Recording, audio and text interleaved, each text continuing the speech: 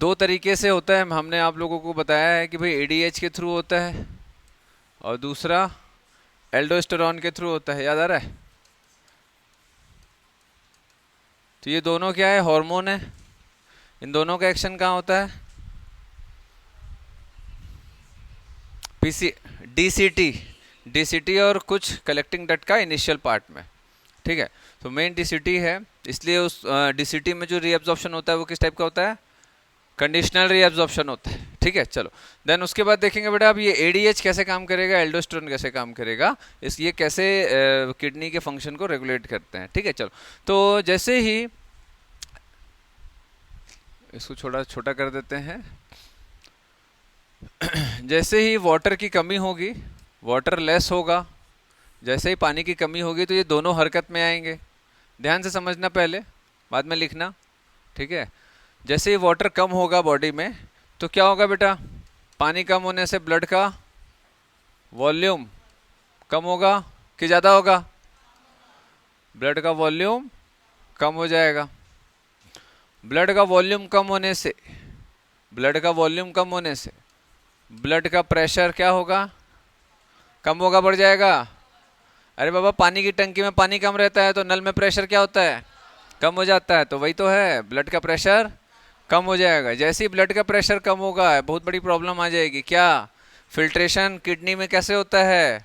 Blood pressure के चक्कर में ही तो होता है, सारा प्रेशर के कारण ही तो होता है। तो ग्लोमेरुलस में प्रेशर डिफरेंस होने के कारण ही जो रहता है वो फिल्ट्रेशन होता है ब्लड का, तो फिल्ट्रेशन कम हो जाएगा, ठीक है। समझ आ रहा बात? तो जैसे ही फिल्ट्रेशन कम होगा या ब्लड का प्रेशर कम होगा, ब्लड का वॉल्यूम कम होगा, हमारे बॉडी में अलग अलग जगह सेंसर्स लगे हुए हैं, ठीक है, जो कि डिटेक्ट करते हैं कि वाटर कंटेंट कितना है। तो भाई ब्रेन को तो पानी चाहिए, बॉडी को भी मेटाबॉलिक एक्शन के लिए वाटर चाहिए, है ना, और किडनी को भी काम करने के लिए वाटर चाहिए। क्यों?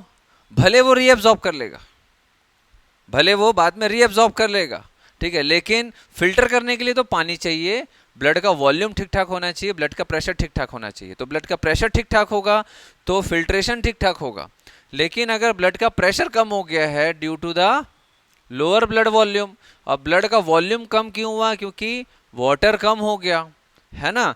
तो ये सारा जो प्रॉब्लम्स हो रहा है इसको अलग अलग तरीके से हैंडल किया जाता है बॉडी में। अब कैसे हैंडल किया जाता है? तो ब्रेन में भी हमारे रिसेप्टार्स लगे हुए होते हैं, है ना। हमारा ब्रेन में थर्स्ट सेंटर होता है ना, हाइपोथैलेमस में थर्स्ट सेंटर होता है।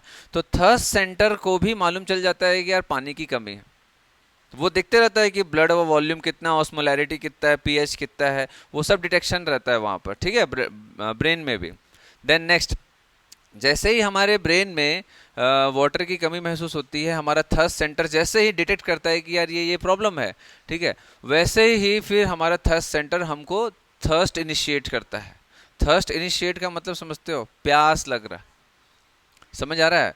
लेकिन ब्रेन में जो पानी की कमी महसूस होती है उससे पहले ही ब्रेन को पता चल जाता है कि पानी की कमी है। जैसे हम लोगों ने ब्लड के प्रेशर में देखा था, बैरो रिसेप्टर्स लगे हुए होते हैं। बैरो रिसेप्टर याद आ रहा है? एओर्टिक आर्च हो गया, कैरोटिड साइनस हो गया, वहां पर इसको बंद कर दे बेटा, दरवाजा को बंद कर दे, ठीक है। तो एओर्टिक आर्च और कैरोटिड कैरोटिड आर्टरी में हमारा क्या लगा रहता है? बैरो रिसेप्टर, जो प्रेशर रिसेप्टर होता है, ठीक है। वैसे ही वाटर के वॉल्यूम को, ब्लड वॉल्यूम को डिटेक्ट करने के लिए भी ब्लड वेसल्स में रिसेप्टार्स लगे हुए होते हैं, ठीक है, जो कि ब्रेन को सिग्नल भेजता है कि पानी की कमी है बॉडी में, ठीक है। समझ आ रहा बात?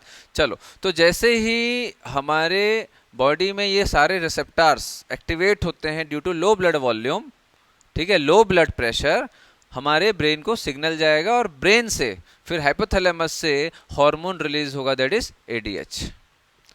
तो अभी हम लोग जो है रिसेप्टार वाली बात करेंगे, फिर किडनी से जो सिग्नल जाएगा इस ये वाला, इसको अपन सेकंड पार्ट में बात करेंगे। तो पहले अभी हम जो डिस्कस करेंगे वो एडीएच के लिए है, ठीक है। तो ब्रेन का जो हाइपोथैलेमस है वहां पर से क्या होगा भैया? उसको मालूम चल गया कि पानी की कमी है। तो पानी की कमी होगी तो क्या होगा कि जहां से पानी रोक सकते हैं वहां से रोको।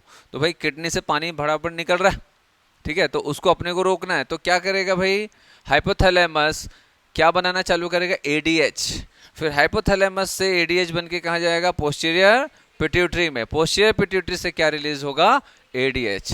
तो हाइपोथैलेमस से कहाँ जाएगा, एंटीरियर पिट्यूटरी में जाएगा, सॉरी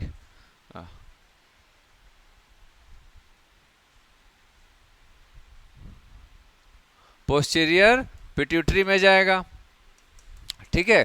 पोस्टीरियर पिट्यूटरी से क्या रिलीज होगा, रिलीजेस, बनता कहां पर है एडीएच, हाइपोथैलेमस में। तो एडीएच कहां बनेगा, एडीएच सिंथेसिस, एडीएच सिंथेसिस कहां होगा, हाइपोथैलेमस। एडीएच रिलीज कहां से होगा, पोस्टीरियर पिट्यूटरी से। तो ध्यान रखेंगे, ये बहुत इंपॉर्टेंट है ना। नीट में 50 बार आ चुका है, हर बार आता है, हर बार बच्चे गलती करते हैं या भूल जाते हैं, बार बार आपको याद रखना है। चलिए, तो पोस्टीरियर पिट्यूटरी जो है वहां से रिलीज होगा एडीएच। एडीएच का दो काम होता है, ध्यान रखेंगे। आप लोगों ने अभी किडनी का जब मैं डीसीटी पढ़ा रहा था तो एक ही चीज अपन पढ़े थे। तो एडीएच का दो काम होता है, it is a vasoconstrictor, vasoconstrictor. तो ये क्या करेगा भैया, वैसोकॉन्स्ट्रिक्शन। वैसोकॉन्स्ट्रिक्शन का मतलब क्या होता है, कॉन्स्ट्रिक्ट, कॉन्स्ट्रिक्ट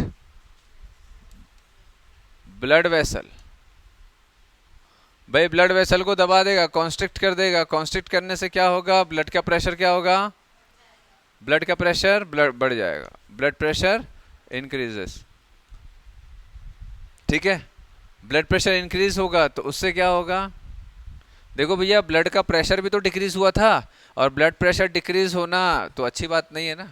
क्यों, ब्लड प्रेशर जैसे डिक्रीज होता है तो जितने भी ऑर्गन्स होते हैं, ठीक है, जितने ऑर्गन्स होते हैं उसको ब्लड भी तो सप्लाई कम मिलेगा, ठीक है, समझ आ रहा है। तो भैया अगर ब्रेन को कम मिला ब्लड, या दूसरे ऑर्गन्स को ब्लड कम मिलेगा, ये तो दिक्कत वाली बात है। समझ आ रहा है, क्यों दिक्कत वाली बात है, जितना ऑक्सीजन और न्यूट्रिशन मिलना चाहिए उतना नहीं मिलेगा, तो ठीक से बॉडी काम नहीं कर पाएगी। तो भैया प्रेशर भी तो इंक्रीज करना है, ठीक है। किडनी में भले फिल्ट्रेशन हो रहा है नहीं हो रहा है वो भी एक सेकेंडरी हो जाएगा, लेकिन प्रेशर तो इंक्रीज करो, ठीक है। और प्रेशर इंक्रीज करने से दूसरा फायदा क्या हो जाएगा, किडनी में भी फिल्ट्रेशन बढ़ेगा। बाद में भले पानी खींच लो, पहले फिल्टर तो करो, और फिल्टर नहीं करेंगे तो ब्लड में टॉक्सिसिटी बढ़ जाएगी, ठीक है। पीएच इम्बैलेंस हो जाएगा अगर फिल्ट्रेशन नहीं होगा। क्यों, क्योंकि भाई पीएच मेंटेन करने के लिए भी फिल्टर किया जाता है किडनी के द्वारा, है ना, समझ आ रहा है, ऑस्मो रेगुलेशन। चलो, तो ये ब्लड प्रेशर इंक्रीज हो गया, तो ध्यान रखेंगे।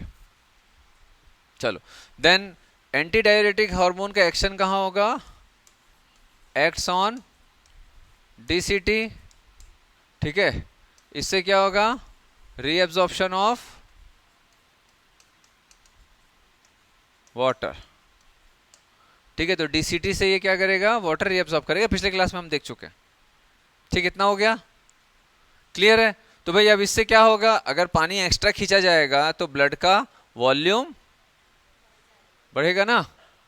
तो इससे क्या होगा, रीअब्जॉर्प्शन से ब्लड का वॉल्यूम, ब्लड वॉल्यूम बढ़ेगा बेटा, ठीक। तो जैसे ही वाटर कम होगा ब्लड का वॉल्यूम कम होगा, ब्लड का प्रेशर कम होगा। ब्लड का प्रेशर कम होने से एक और प्रॉब्लम आएगा कि ग्लोमेरुलर फिल्ट्रेशन रेट भी कम हो जाएगा, ठीक है। इसको फुल फॉर्म लिख ले रहे हैं ना, जिसको नहीं मालूम है, जीएफआर भी कम हो जाएगा। तो ग्लोमेरुलर फिल्ट्रेशन रेट कम होने से क्या होगा, फिल्ट्रेशन भी कम हो जाएगा, ठीक है। चलो, तो जैसे ही जीएफआर कम होता है, अब यहाँ एक छोटा सा डायग्राम के थ्रू हम देखेंगे कि जैसे ये किडनी है, सॉरी नेफ्रॉन है, तो ये जो डीसीटी होता है बेटा,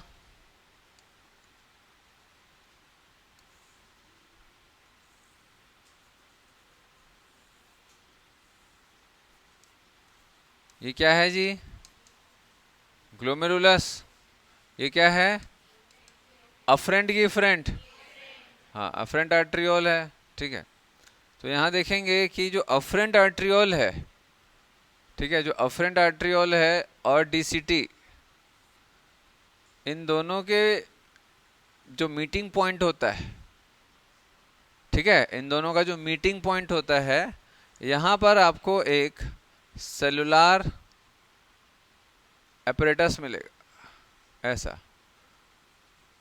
देखो कई बार आता है कि भाई किससे किससे मिलके बनता है, जस्टा ग्लोमेरुलर apparatus किससे किससे मिलके बनता है, तो ध्यान रखेंगे डीसीटी तो ध्यान रहता है, लेकिन अफरेंट या इफरेंट कई बार भूल जाते हैं लोग।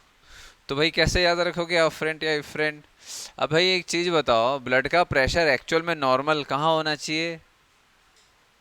जहां ब्लड लेके आ रहा है उसी में ही तो डिटेक्ट करेगा ना भाई, बाद वाले में थोड़ी ना डिटेक्ट करेगा। तो जो ब्लड लेके आ रहा है नेफ्रॉन में, ग्लोमेरुलस में, उसको पहले डिटेक्ट किया जाएगा कि भाई उस वो जो आ रहा है ब्लड, उसका वॉल्यूम या उसका प्रेशर कैसा है, कम है या ज़्यादा है। समझ आ रहा है? तो ध्यान रखेंगे कि डीसीटी और अफरेंट आर्ट्रियोल मिल करके बनाते हैं क्या? JGA apparatus. ठीक है, ये क्या है? Juxta glomerular apparatus. ठीक है, तो ये जो जेजीए होता है, ये एक ऐसा सेलुलर स्ट्रक्चर है। ठीक है, सेलुलर स्ट्रक्चर है।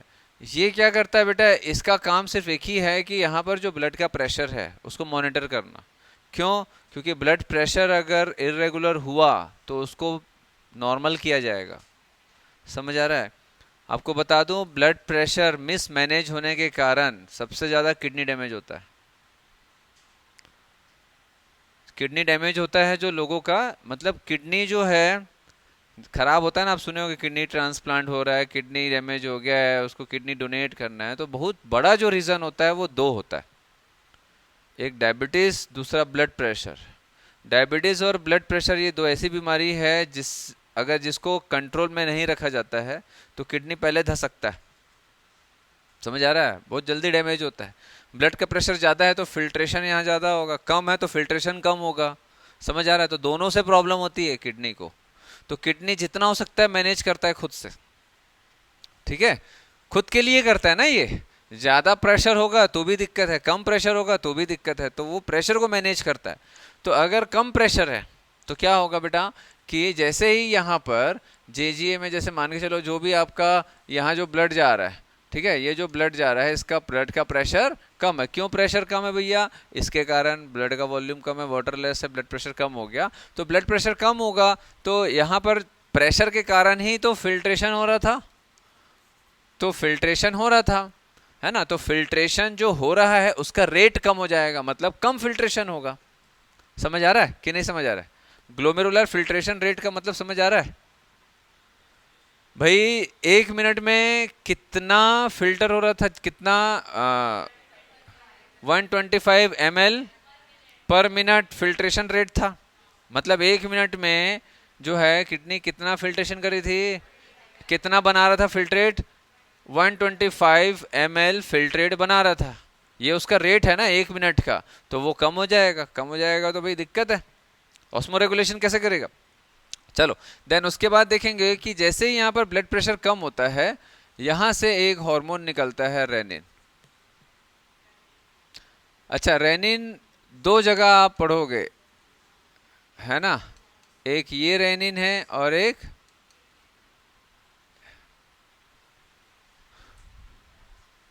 कौन सा वाला यहाँ का है? सिंगल एन वाला है। ठीक है, double kidney single N, single stomach double N. एक का दो, दो का एक, नहीं समझे? दो का एक मतलब दो किडनी है उसमें एक ही एन है, और एक का दो मतलब एक स्टमक है उसमें दो एन है। ठीक है, तो ध्यान रखना ये वाला रेनिन कहाँ देखे थे? ये स्टमक से निकलता है। It is a proteolytic enzyme, it is a proteolytic enzyme works in infants for digestion of milk protein. क्योंकि जो दूध पीते बच्चे होते हैं वो दाल चिकन मटन तो खाते नहीं है। कभी देखे वैसे दूध पीता है, मम्मी दूध, अरे चिकन दे यार। ठीक है, तो कभी देखे नहीं ना, तो वो दूध पे ही 6 महीने बोलते हैं ना, दूध ही पिलाते हैं। तो भाई मिल्क में भी तो प्रोटीन होता है, मालूम है कि नहीं? मिल्क संपूर्ण आहार है, पानी होता है उसमें। कितना पानी होता है? मोर देन 90% वाटर होता है। आप लोग जबरदस्ती दूध वाले को बदनाम करते हो, बहुत पानी मिलाते हो भैया, बहुत पानी मिलाते हो, ठीक है। उसको बायोलॉजी पता चल गया तो फिर जवाब देना चालू कर देगा। मैडम 90% वाटर होता है, मालूम है आपको, 90%, ठीक है। हमको बदनाम करते हो, गाय को बोलो जाके, कोई गाय ऐसी नहीं है जो 90% से कम पानी वाला दूध दे, ठीक है। तो प्रोटीन की मात्रा और फैट की मात्रा अलग अलग होती है गाय भैंस, और अलग अलग है ब्रीड के जो काऊ होते हैं उनमें, ठीक है। चलो, तो उसमें फैट भी होता है, शुगर भी होता है। कभी मीठा आप दूध पिए हो? अरे शक्कर डाल के नहीं, बहुत उबालोगे तो मीठा हो जाता है। क्यों मीठा होता है? क्योंकि शुगर होता है उसमें। कौन सा शुगर होता है? लैक्टोज शुगर होता है, शुगर होता है तभी तो मीठा लगता है, ठीक है। फैट होता है, मलाई जो जमता है क्या है? वो फैट ही तो है, ठीक है। समझ आ रहा बात? कैल्शियम होता है इतना सारा, ढेर सारा कैल्शियम होता है, समझ आ रहा बात? ठीक है। विटामिन्स होते हैं, मिनरल्स होते हैं, और क्या चाहिए जीवन में? कार्बोहाइड्रेट है, फैट है, प्रोटीन है, पानी है, मिनरल है, विटामिन है, कैल्शियम है, और क्या चाहिए भाई?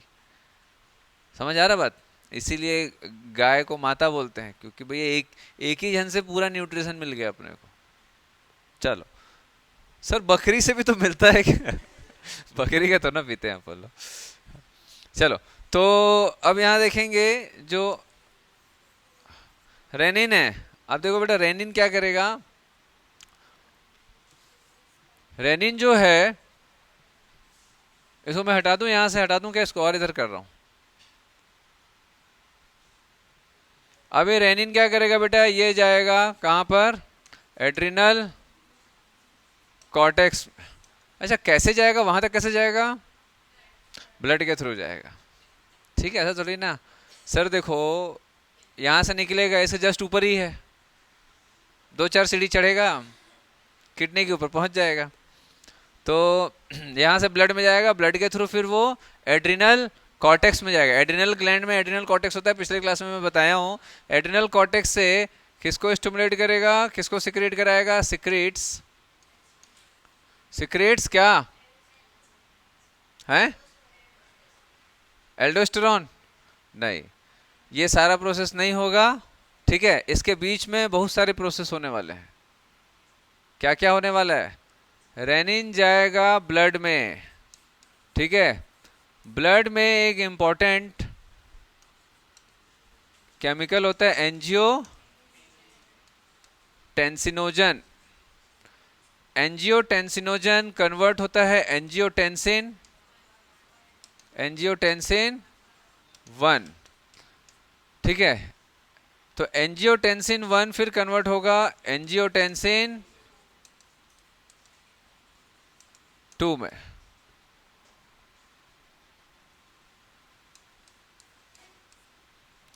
ठीक। एंजियोटेंसिन 2, तो ये सारा कन्वर्जन रेनिन के कारण हो रहा है। इनिशिएट रेनिन करता है, बाकी और भी फैक्टर्स इन्वॉल्व होते हैं जो आपके सिलेबस में नहीं है, आपको उतना ज़्यादा जानने की जरूरत नहीं है। समझ आ रहा है? दुनिया भर का केमिकल वेमिकल का नाम आपको अभी जरूरत नहीं है। तो कुल मिलाकर के मैंने क्या बोला? रेनिन जाएगा ब्लड में, और यही रेनिन फिर ये रिएक्शन को इनिशिएट करेगा, ठीक। अल्टीमेटली आपके पास एक ऐसा फैक्टर आएगा दैट इज एंजियोटेंसिन 2। एंजियोटेंसिन 2 का 2 काम होता है। सबसे पहला काम एड्रिनल कॉर्टेक्स को स्टिमुलेट करना। किसको स्टिमुलेट करेगा? एड्रिनल कॉर्टेक्स को स्टिमुलेट करेगा। समझ आ रहा है? इसको मैं हटा दे रहा हूं। एड्रिनल कॉर्टेक्स को स्टिमुलेट करेगा, जिससे कि क्या सेक्रेट होगा? Aldosterone. Aldosterone hormone, aldosterone hormone, ठीक। समझ आ रहा है? दूसरा काम, ये पहला काम हो गया। दूसरा काम, it is also a powerful vasoconstrictor. Vasoconstrictor, ठीक है। तो वैसोकॉन्स्ट्रिक्टर होगा तो क्या होगा? ब्लड वेसल को कॉन्स्ट्रिक्ट करेगा। ब्लड वेसल को कॉन्स्ट्रिक्ट करेगा तो क्या होगा? ब्लड का प्रेशर इंक्रीज होगा, ठीक है। तो भाई ब्लड का प्रेशर इंक्रीज होगा तो जीएफआर बढ़ जाएगा, पहला काम। तो एंजियोटेंसिन 2 क्या किया, ब्लड वेसल को कॉन्स्ट्रिक्ट कर दिया, जिससे कि क्या होगा, ब्लड का प्रेशर इंक्रीज होगा, ब्लड प्रेशर इंक्रीज होगा तो जीएफआर इंक्रीज होगा, फिल्ट्रेशन बढ़ेगा। देन नेक्स्ट, फिल्ट्रेशन बढ़ेगा, पानी आएगा तभी तो रीअब्सॉर्ब कर पाएगा, आएगा ही नहीं तो रीअब्सॉर्ब क्या होगा, तो भाई पहले तो लाओ ना तभी तो रीअब्सॉर्ब होगा। तो फिर अब फिल्ट्रेशन बढ़ेगा, अब क्या होगा बेटा, ये जो डीसीटी है, ये जो डीसीटी है, यहाँ क्या होगा, ये एल्डोस्टेरोन आएगा और यहाँ पर से क्या स्टिमुलेट, किस चीज को रीअब्सॉर्ब करने के लिए चैनल ओपन करेगा, सोडियम, दैट इज सॉल्ट। तो क्या रीअब्सॉर्ब होगा, सोडियम क्लोराइड। सोडियम क्लोराइड मैंने आपको बताया था, जहां जहां नमक जाएगा वहां वहां पानी भी जाएगा, समझ आ रहा है। तो sodium chloride that is salt के साथ साथ में और क्या मूव करेगा, वाटर भी मूव करेगा, कहाँ जाएगा, सराउंडिंग ब्लड कैपिलरीज में, ठीक है, मतलब ब्लड में वापस रीअब्सॉर्ब हो जाएगा। क्लियर हो रहा है इतना, समझ आ रहा है। फिर से देखेंगे, अब वाटर अगर डीसीटी से रीअब्सॉर्ब हुआ, कलेक्टिंग डक्ट से रीअब्सॉर्ब हुआ सॉल्ट एंड वाटर, तो फिर ब्लड का वॉल्यूम बढ़ेगा कम होगा, बढ़ेगा ना भाई। पानी की टंकी में पानी डाल दोगे तो पानी का लेवल बढ़ेगा, वाटर का वॉल्यूम बढ़ेगा, तो नल में प्रेशर।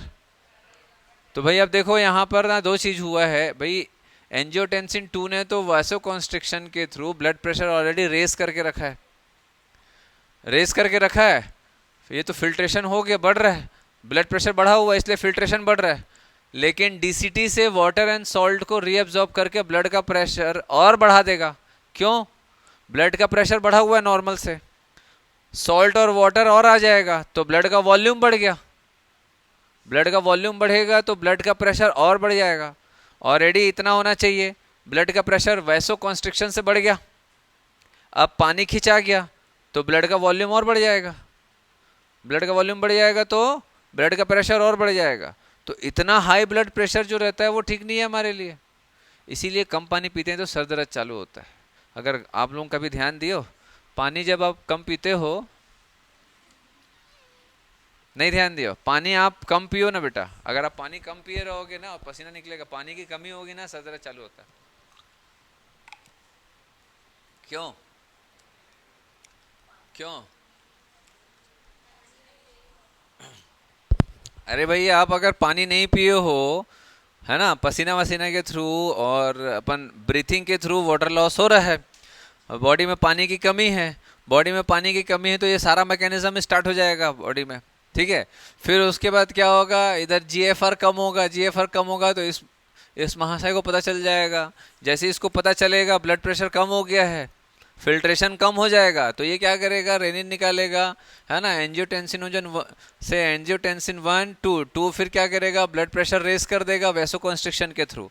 उसके बाद फिर आप क्या करोगे भाई, बहुत देर तक ऐसे ही रखोगे, फिर अचानक से आप पानी पी लिए तो ब्लड प्रेशर एकदम रेज हो जाता है फटाक से, ठीक है। तो जैसे ही, इसीलिए ना बेटा बोला जाता है अगर बहुत प्यासे हो तो पानी को धीरे धीरे पियो। आपके पूर्वज लोग, पूर्वज मतलब जो दादा दादी जो थोड़े बुजुर्ग हैं और ज़्यादा मामा पापा से भी बुजुर्ग जो हैं, वो लोग भी बोलते होंगे कि जैसे आप बहुत धूप से आ रहे हो या पानी नहीं पियो, बहुत प्यास लगता है तो पानी को धीरे धीरे पियो, बोले हैं कभी किसी को, बोले हैं? तो आप लोग सोचते हैं अरे यार इन लोगों का काम ही लेक्चर देना है यार, मतलब ठीक है भाई, पेरेंट्स से तो मतलब लेक्चर ही देना है ना इनको, मतलब और कोई काम धंधा नहीं है। क्यों बोलते हैं, वो तेजी से पानी पीने से तेजी से ब्लड का वॉल्यूम बढ़ेगा ना बेटा, धीरे धीरे पियोगे तो धीरे धीरे बढ़ेगा। फिर जैसे ही आप पानी पियोगे तो क्या होगा, जैसे ही आप पानी पियोगे तो क्या होगा, ब्लड का प्रेशर ऑलरेडी बढ़ा हुआ है, इसके हिसाब से तो नॉर्मल है चीज़ें, इसके हिसाब से तो नॉर्मल चीजें चल रही है, ब्लड प्रेशर नॉर्मल है। जैसे ही आप खटाक से पानी पी लिए एकदम सारा, तो क्या होगा, तुरंत ब्लड में वाटर एब्जॉर्ब होगा और ब्लड का वॉल्यूम तुरंत रेज होगा, तुरंत ब्लड का वॉल्यूम रेज होने से क्या होगा, ब्लड का प्रेशर और बढ़ जाएगा। लेकिन आपका किडनी उसको मैनेज करने की कोशिश करेगा, जैसे ही ब्लड का प्रेशर बढ़ेगा, ठीक है, जैसे ही ब्लड का प्रेशर बढ़ेगा तो हार्ट में जो वाटर, हार्ट में जो ब्लड जा रहा है वो ज़्यादा वॉल्यूम वाला है तो बहुत तेज़ी से जाएगा, तो जैसे ही अब यहाँ पर superior vena cava, inferior vena cava से जो ब्लड जा रहा है, ब्लड का वॉल्यूम ज़्यादा जाने लग जाएगा, प्रेशर के साथ जाने लग जाएगा, समझ आ रहा है। तो जो एट्रियम है इसको मालूम चल जाएगा, एट्रियम को मालूम चल जाएगा कि यार इतना सारा कहाँ से आ रहा है पानी, है इतना बढ़ कैसे गया है। तो फिर ये एक हार्मोन रिलीज करेगा, क्या, एएनएफ। एएनएफ तो एट्रियो नेट्रियो यूरेटिक फैक्टर, एट्रियो इसलिए बोलते हैं, ठीक है, एट्रियो नेट्रियो यूरेटिक फैक्टर। तो एएनएफ रिलीज होगा हैवी ब्लड वॉल्यूम के कारण, ज्यादा ब्लड वॉल्यूम को ये डिटेक्ट करेगा एट्रियम जो हार्ट में आ रहा है, ठीक है। जैसे ही ब्लड वॉल्यूम बढ़ेगा एट्रियम एक हार्मोन रिलीज करेगा एएनएफ। ये एएनएफ क्या करता है, एक ही काम करता है, ना रहेगी बांस ना बजेगी बांसुरी। तो ये सीधा एएनएफ जाएगा और जक्स्टा ग्लोमेरुलर एपरेटस को, ए बाबा ये कहाँ कैसे चले गया, वहाँ कैसे चला गया, हाँ, जैसे ही ये बनेगा ये क्या करेगा, जीजीए एपरेटस को ब्लॉक कर देगा, ठीक है, इसके सिग्नल को ब्लॉक कर देगा। जैसे ही सिग्नल ब्लॉक होगा तो क्या होगा, रेनिन नहीं बनेगा, रेनिन नहीं बनेगा तो ये कन्वर्जन नहीं होगा, ये कन्वर्जन नहीं होगा तो एंजियोटेंसिन 2 ब्लड में अवेलेबल नहीं होगा, और ब्लड प्रेशर, ये जो वासोकॉन्स्ट्रिक्शन हो रहा था ये भी नहीं होगा, और ये जो सिग्नल दे रहा था एड्रिनल कॉर्टेक्स को जिसके कारण एल्डोस्टेरोन बना था ये भी नहीं बनेगा। तो फिर धीरे से ब्लड वेसल क्या हो जाएगा, नॉर्मल कंडीशन में आ जाएगा, है ना, और फिर नॉर्मल कंडीशन में आएगा तो ब्लड का प्रेशर फिर से नॉर्मलाइज हो जाएगा। समझ आ रहा है बात, अपन पानी पिए फिर से नॉर्मल हो गया, क्लियर हो रहा है बात, समझ आ रहा है। तो अब इसको समेटते हैं,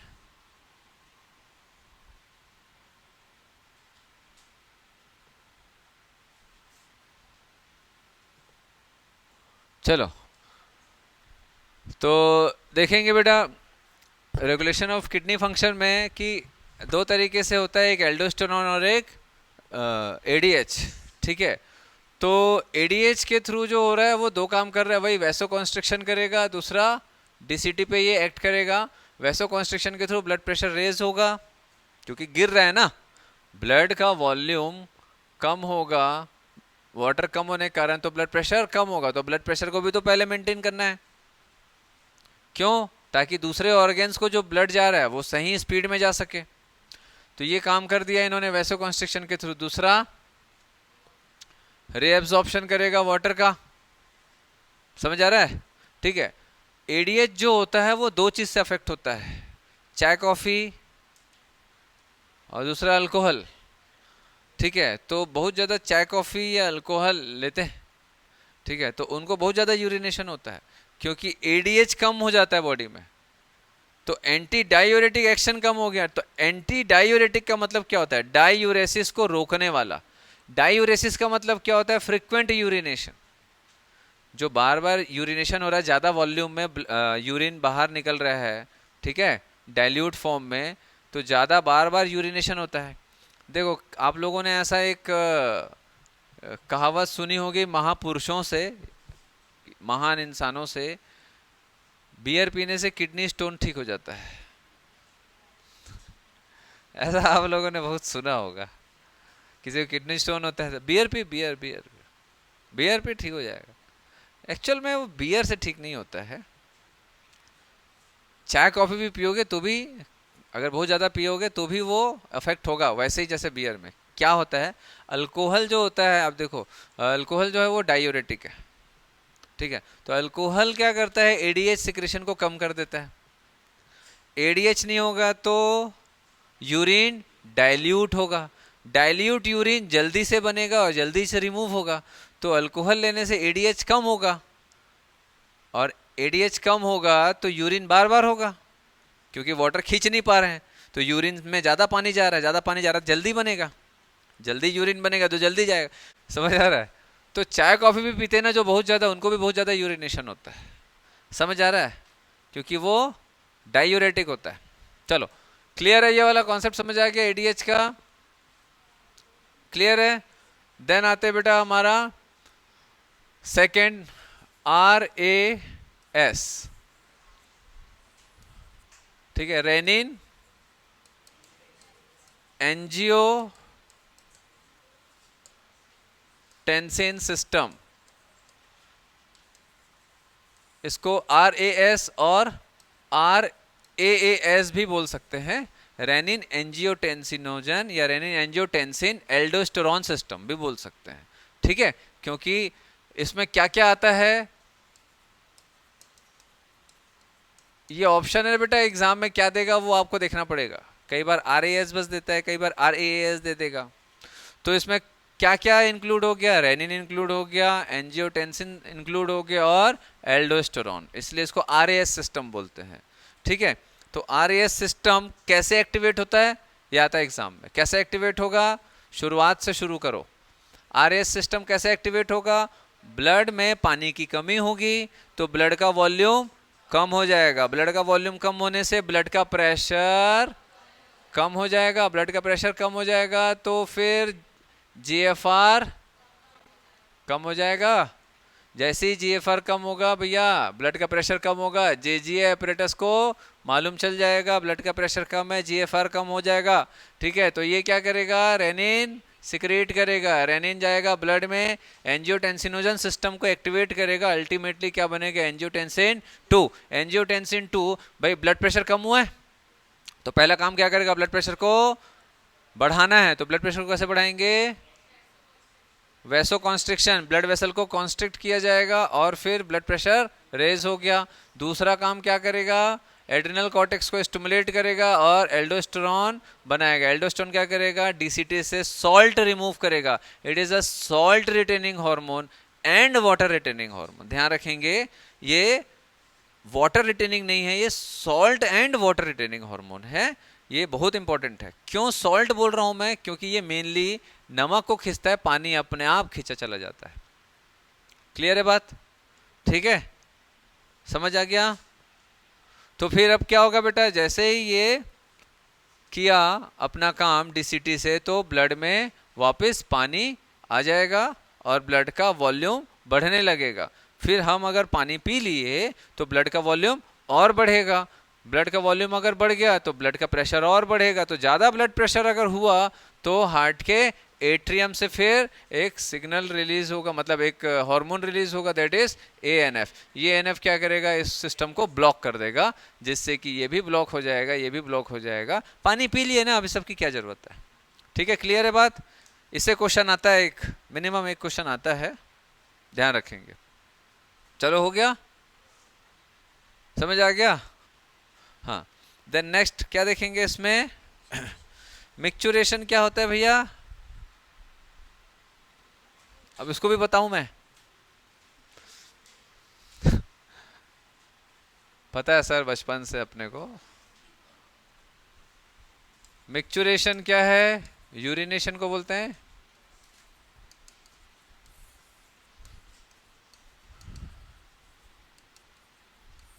अब यहाँ इससे एक दो चीज़ें बस अपने को ध्यान रखना है कि पर डे हम कितना यूरिन मिक्चुरेट करते हैं, 1.5 लीटर के अराउंड, ठीक है, 1.5 litre per day, per day की पर मिनट, पर डे हाँ तो गलती नहीं करना, ठीक है, पर मिनट।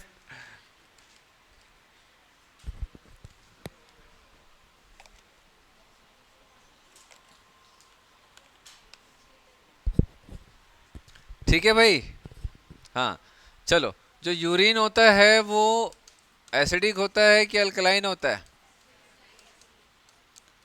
एसिडिक होता है कि अल्कलाइन होता है, एसिडिक होता है।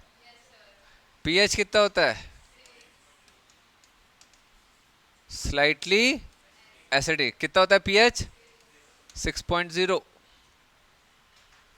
ठीक है।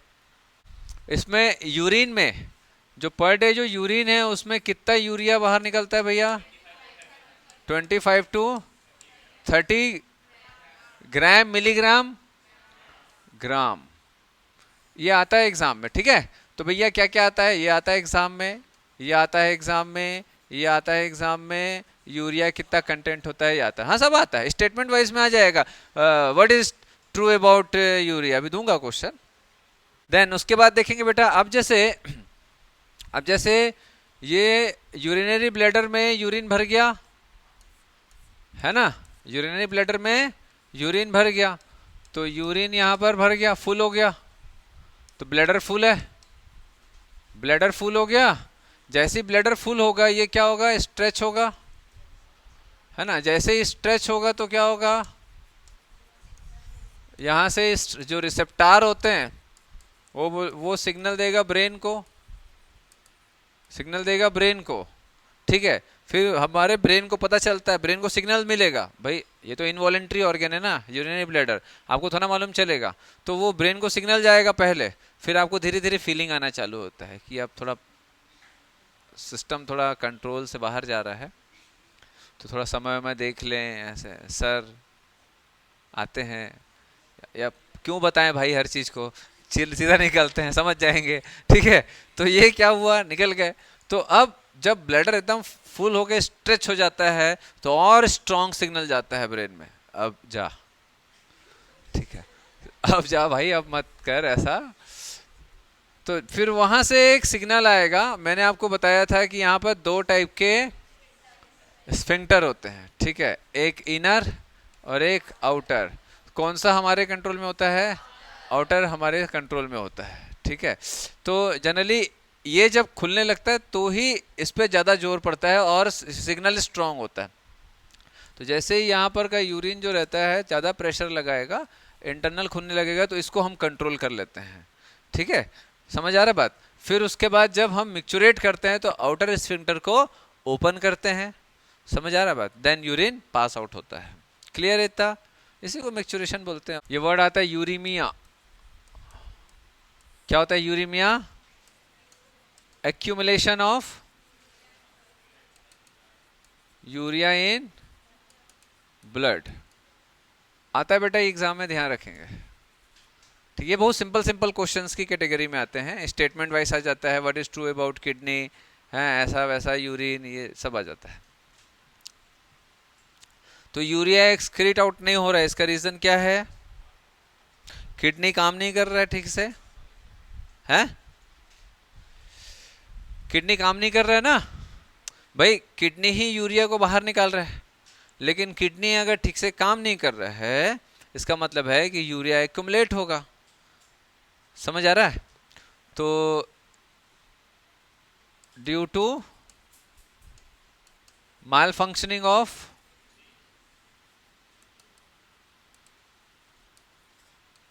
किडनी, ठीक, तो अब क्या करेंगे बेटा, इस यूरिया को बाहर निकालना है, तब क्या करेंगे, हीमोडायलिसिस, हीमोडायलिसिस, हीमोडायलिसिस, हीमो का मतलब ब्लड, ठीक है, डायलिसिस समझते हो, प्यूरिफाई करना, ठीक है। तो हीमोडायलिसिस जो रहता है वो ब्लड प्यूरिफाई करने का या ब्लड को फिल्टर करने का एक प्रोसेस है। इसमें जैसे आप लोग जानते हो ना बेटा, जैसे डायलिसिस वर्ड सुने हो, तो हीमो वर्ड हटा दिया गया है और सिर्फ डायलिसिस वर्ड यूज किया जाता है, इन जनरल टर्म की बात करें, ठीक है। तो डायलिसिस मेनली ब्लड का ही करते हैं, अगर किसी में किडनी काम नहीं कर रहा है तो हीमोडायलिसिस में क्या करते हैं कि एक डायलाइजर, हीमोडायलाइजर एक मशीन होता है, ठीक है, जो डायलाइजर जो मशीन होता है उसमें जैसे ये पेशेंट है,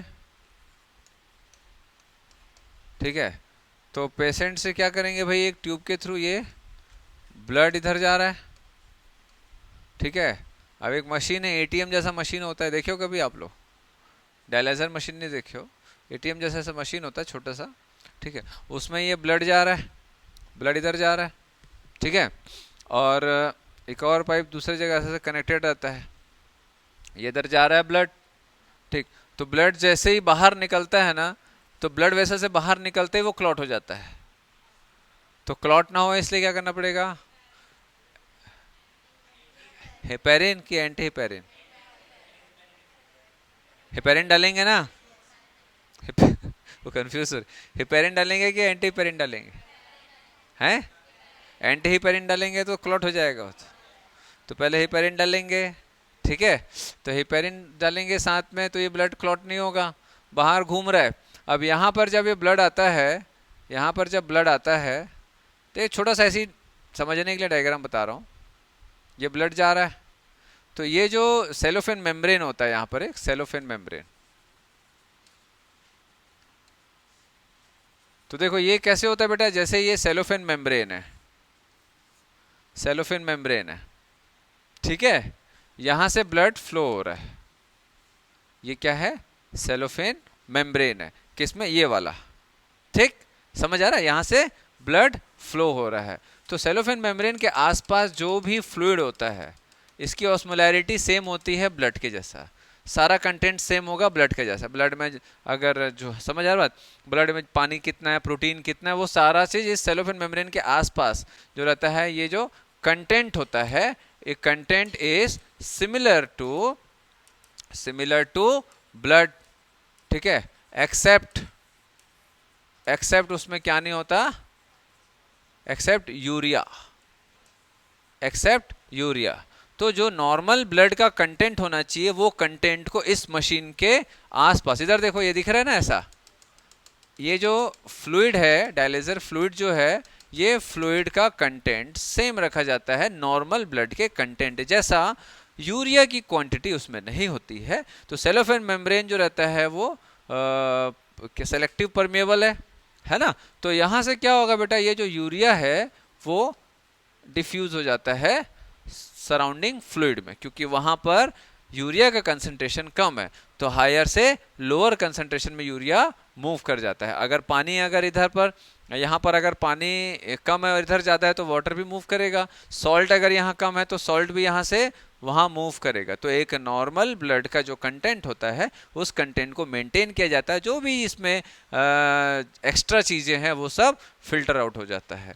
फिर उसके बाद फिर क्या करेंगे, इस ब्लड को वापस बॉडी में डाल देंगे। समझ आ रहा बात? ठीक है, एक पाइपलाइन के थ्रू। क्लियर हो रहा है? तो यही डायलिसिस होता है, कुछ घंटे लगते हैं इसमें, है ना। फिर धीरे धीरे जब पूरा फिल्टर हो गया, देन उसके बाद फिर ये फ्लूइड को फेंक दिया जाता है, क्योंकि वो तो हो गया ना बेटा, अब यूरिया आ गया उसमें, तो इसीलिए थोड़ा सा कॉस्टली हो जाता है। फ्लूइड वगैरह जो है मार्केट से लेना पड़ता है, मशीन का इस्तेमाल करते हैं। बहुत सारे जो पाइपलाइंस होती हैं वो डिस्पोजेबल होता है, ठीक है, बहुत ही लेंदी प्रोसेस होता है, लंबा कई घंटे तक के कई लोगों को रखना पड़ता है।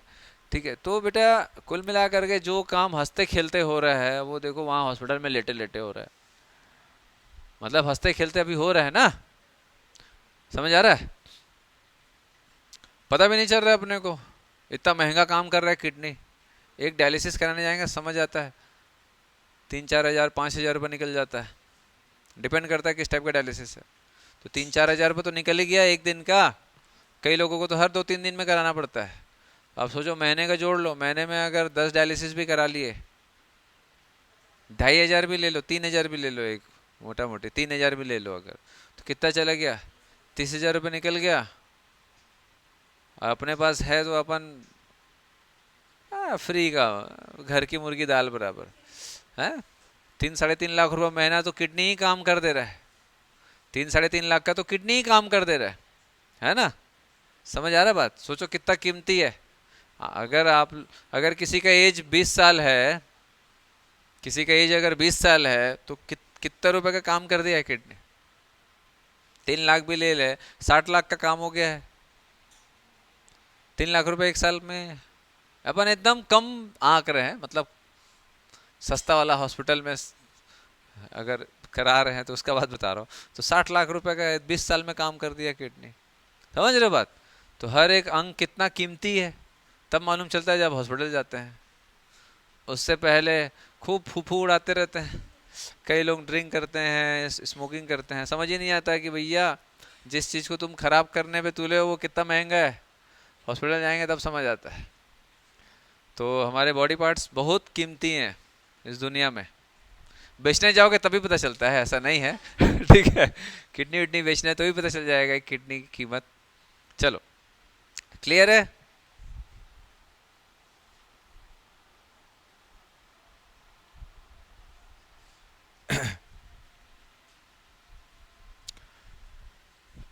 आर्टरी से निकालते हैं कि वेन से निकालते हैं?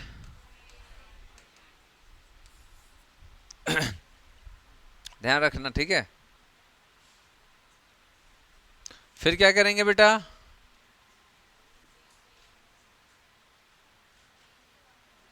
फिर डालते डालते क्या करेंगे? हेपेरिन डाले थे ना, फिर एंटी हेपेरिन भी तो डालना पड़ेगा। चलो, क्लियर है? ये समझ आ रहा है कि डायग्राम कुछ आप लोगों को थोड़ा हल्का फुल्का? हाँ, डायलाइजिंग यूनिट है ये, मशीन है ये, ठीक। तो हम लोगों ने क्या क्या देखा भैया? ये आदमी है यहाँ पर, खड़ा नहीं है ना, आराम से उसको लेटाते हैं, ऐसे नहीं खड़े खड़े, ठीक है। इसको थोड़ा लेटा देते हैं बेड पे, ठीक है। बेड मजाक वाली बात नहीं है, बहुत सीरियस रहता है।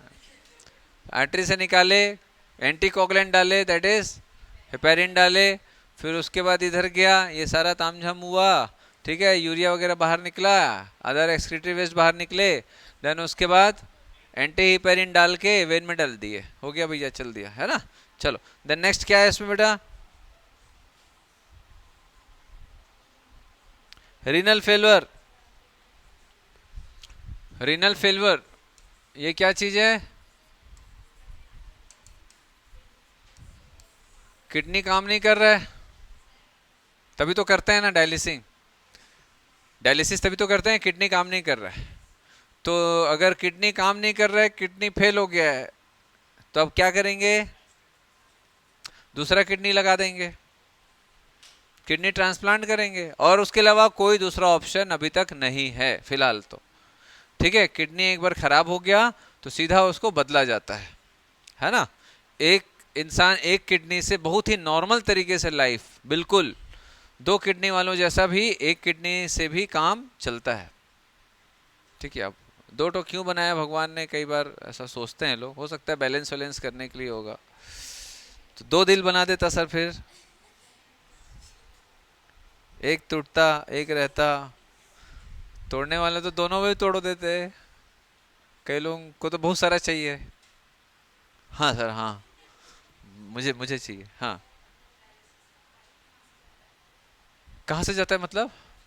आर्टरी से निकालेंगे बेटा, हाँ, आर्टरी से कनेक्ट करेंगे, जैसे आप ब्लड देते हो, ठीक है। तो ब्लड जब आप डोनेट करते हो तो कौन से ब्लड वेसल से निकलता है? आर्टरी से नहीं निकलता बेटा, वेन से निकलता है। आर्टरी से होगा तब तो फोर्स के साथ जाएगा, क्योंकि आर्टरी को पंक्चर करने के बाद उसको लॉक करने में भी टाइम लगता है, फिर उसको समझ आ रहा है बात? गले से निकालते हैं, आर्टरी से निकालते हैं। अब आर्टरी बहुत जगह होती है, ब्रेकियल आर्टरी है, रेडियल आर्टरी है, मेनली रेडियल आर्टरी से निकाल। चलो, देन नेक्स्ट इसमें देखेंगे रीनल कैलकुलाई। रीनल कैलकुलाई क्या है बेटा? सबको पता है, बच्चे बच्चे को रीनल कैलकुलाई क्या है? किडनी स्टोन, सॉरी, हाँ, किडनी स्टोन होता क्या चीज है ये?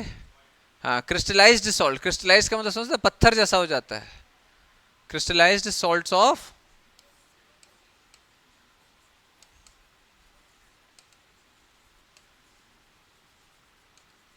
ऑक्सलेट्स, लाइक कैल्शियम ऑक्सलेट्स, ठीक है, पोटेशियम ऑक्सलेट्स, अलग अलग। क्या हो गया? स्टोन स्टोन है क्या किसी को? हाँ सर, आज बियर पियेंगे रे ऐसे। चलो, एक छोटा सा और बच्चा है, glomerular nephritis.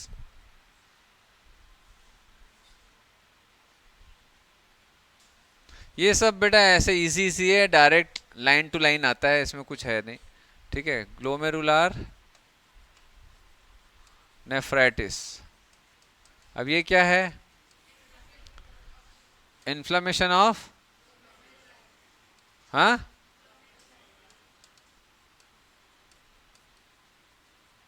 What is inflammation? बस वही जानते हो, स्वेलिंग।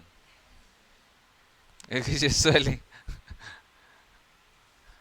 स्वेलिंग के अलावा और भी चीजें होती है उसमें, रेडनेस, टेम्परेचर रेज होना उस पर्टिकुलर एरिया में, ठीक है, और पेन होना।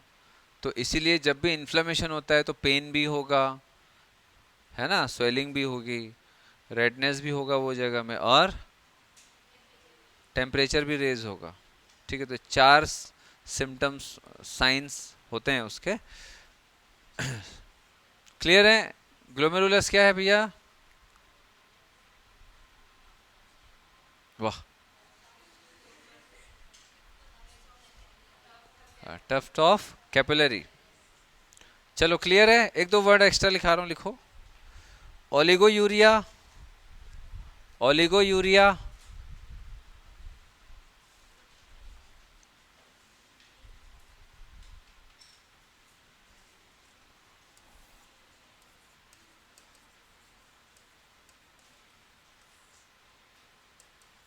ओलिगो यूरिया लिखो।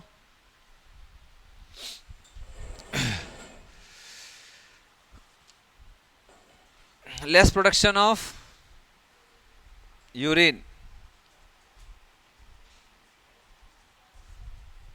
Less production of urine. Haematuria, तो मंचूरियन तो नहीं सुन रही हो ना? हिमैचूरिया, टूरिया नहीं पढ़ते हैं इसको, haematuria, haematuria, presence of blood in urine, then diuresis, excessive, excessive urine formation. अच्छा ये लिख लिया ना? अच्छा लिख लो, एक एक करके लिख लो। ओलिगो यूरिया क्या होगा? Less production of urine. Haematuria क्या होगा? Presence of blood in, mainly RBC भी आता है इसलिए ब्लड बोल देते हैं, क्योंकि आरबीसी ही दिखेगा। देन नेक्स्ट हो गया, लेस यूरिन, ठीक है, blood in urine, excessive urine formation. Then next protein urea,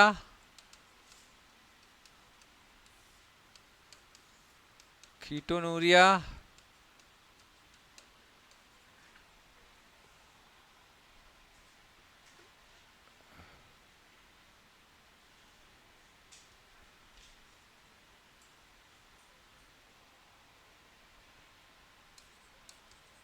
glycosuria,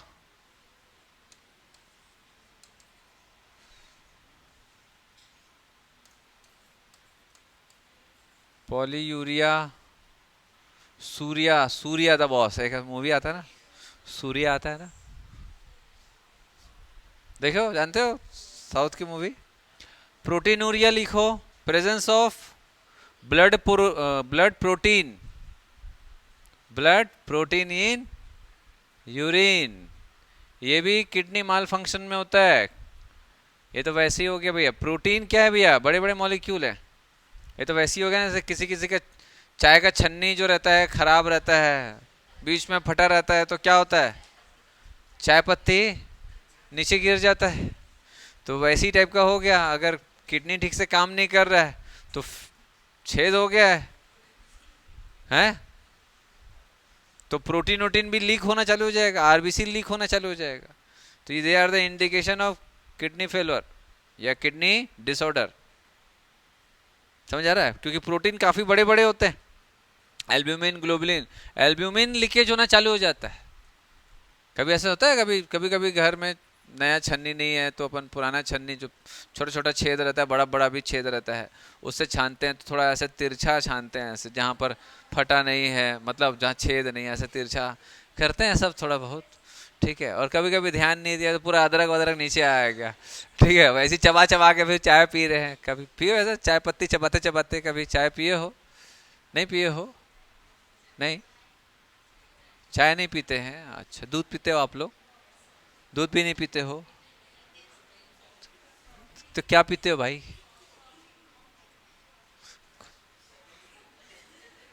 coffee पीते हो? अच्छा, आप लोग मॉडर्न जमाने के हो। सर कैपेचिनो, कैपेचिनो भी अल्लाह, कॉफी का 50 ठो नाम। कैपेचिनो, एक्सप्रेसो, और क्या है? अरे सब पियाओ में सब वही है। किसी में झाग ज्यादा है तो किसी में कुछ, और नहीं तो क्या। कैपेचिनो क्या है, एक्सप्रेसो क्या है? झाग ज्यादा रहता है। नहीं नहीं, सर आपको बेवकूफ बनाए हैं। टपरी वाला कॉफी दे के एक्सप्रेसो बोल दिए हैं। एक्सप्रेसो में क्या रहता है बेटा, ये बताएगी। हाँ, प्योर कॉफी और वाटर, शुगर नहीं रहता। अच्छा, तो लोग कड़वा कॉफी को एक्सप्रेसो बोलते हैं, और ज्यादा पैसा भी लेते हैं। साला दूध का पैसा बचाया, शक्कर का पैसा बचाया, और 4 गुना पैसा भी ज्यादा ले लिया। तो अच्छा बिजनेस है। नाम बदल दो, पैसा भी बचाओ, ज्यादा पैसा भी लूट लो।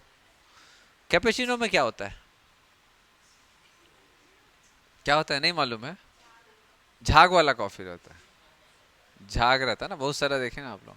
एकदम मशीन से एकदम मशीन ऐसे पाइप डाल के गड़ गड़ गड़ गड़ गड़ गड़ गड़ एकदम झाग निकला। ओ आदमी देख रहा, वाह, पता पड़ा इतना ही कॉफी है, इतना झाग है। आधा कप ही कॉफी है, आधा झाग है। फिर भी लगता वाह क्या कॉफी है भाई।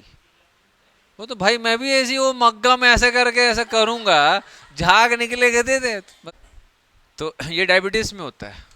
ग्लूकोज इन, मैंने बताया था आपको यूरिन में ग्लूकोज वगैरह नहीं होता। प्रोटीन इन यूरिन,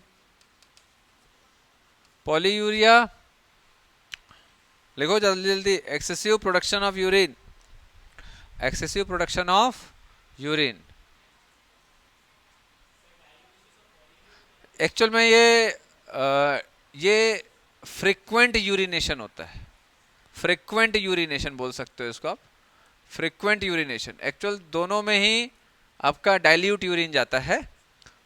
ठीक है, दोनों में ही डाइल्यूट यूरिन है। वो फ्रिक्वेंट यूरिनेशन, जल्दी जल्दी होता है यूरिनेशन। तो डायूरेसिस। पॉलीयूरिया मतलब लार्ज अमाउंट ऑफ यूरिन बनता है। ठीक है, एक्सेसिव यूरिन प्रोडक्शन।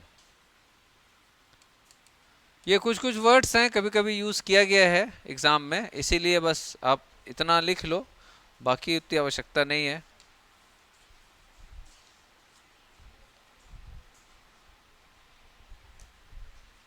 चलो ठीक है।